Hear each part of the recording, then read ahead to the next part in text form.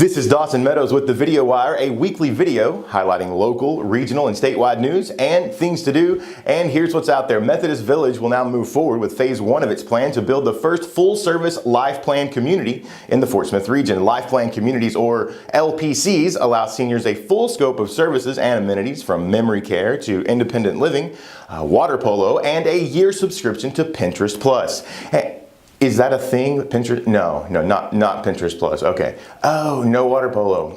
Well, maybe phase 2. Great news for Fort Smith, as the new facility will include a $15 million, 45-bed assisted living facility on the existing campus at 7811 Uper Lane. Complete story at talkbusiness.net. Well, last week, we welcome Luke Pruitt to the show. Luke is the founder of the group Stand with the School Board, a group focused on providing support to the Fort Smith School Board, currently being inundated with allegations of violating the Freedom of Information Act, currently being pursued aggressively in court by local attorney Joey McCutchen. Yes, this story may sound very similar to one you may have ran across a while back about a local attorney, Joey McCutchen, suing the school board for allegedly violating the Freedom of Information Act that was ruled frivolous and tossed out of court.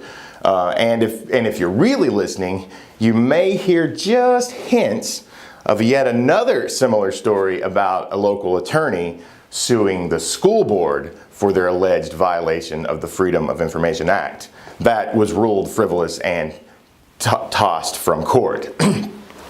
Yes, it appears that there is no end in sight to the hard work and dedication being pursued by Mr. McCutchen and his team in his mission of transparency. Seems to me the next time something is tossed out of court due to the content being frivolous, perhaps the case isn't the only thing that should be tossed out.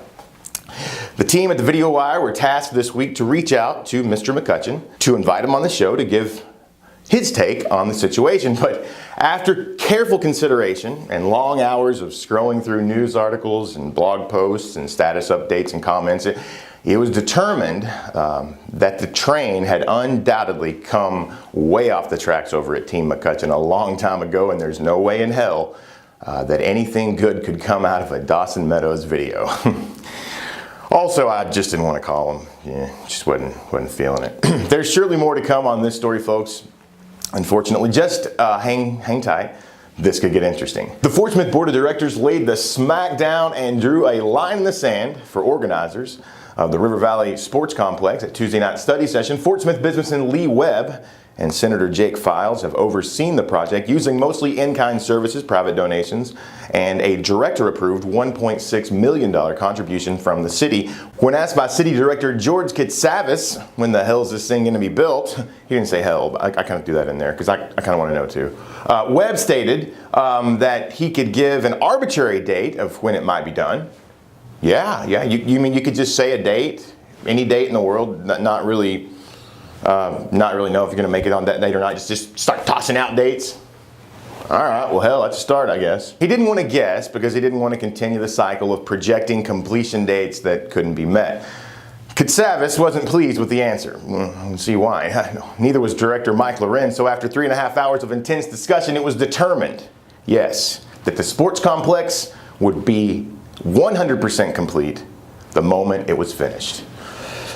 Read more, if you want, at talkbusiness.net. Things to do coming up. Vanilla Ice, Center Stage, Choctaw Casino this Friday night. I, for one, I've got my ticket, and I'm stoked about the show. Vanilla Ice had a very strong influence on me personally as a kid growing up. Has that ever been said ever in the history of the world? I didn't think so. In fact, in 4th grade, myself and 4 friends entered the school lip sync contest performing Ice Ice Baby, and thank God there was no iPhones to capture that epic performance of 5 very white boys from Mena dancing the very, very white, but taking home 3rd place overall.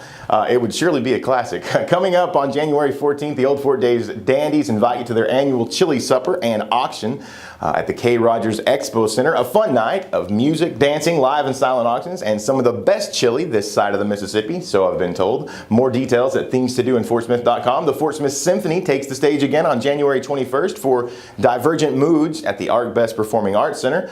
January 26th to the 28th, a dance explosion celebration hosted by LAS Dance, a master dance class for all ages and dance experience levels. Register now at dancefortsmith.com. Next month, a huge month in the Fort with the Fort Smith Marathon taking to the streets and highways and roads of Fort Smith, set for the morning of February 12th. Then on February 15th to the 28th, it's Mardi Gras coming to downtown Fort Smith. More on that as it gets closer, and more things to do in the area at thingstodoinfortsmith.com, a website and Facebook page highlighting not just events in Fort Smith, but our entire region. Nothing to do in this town? Well, we beg to differ.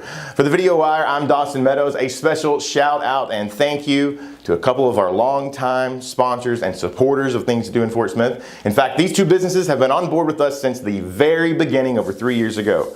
So a shout out to Arvest Bank, Harry Robinson, Buick, GMC. Next time you run into someone from either of those places, please tell them thank you for supporting Things to Do. Until next week, keep it positive out there. If you love Fort Smith, love it out loud. And if you need help knowing how to do that, I know a guy. And remember, it's back. And this stash is for you.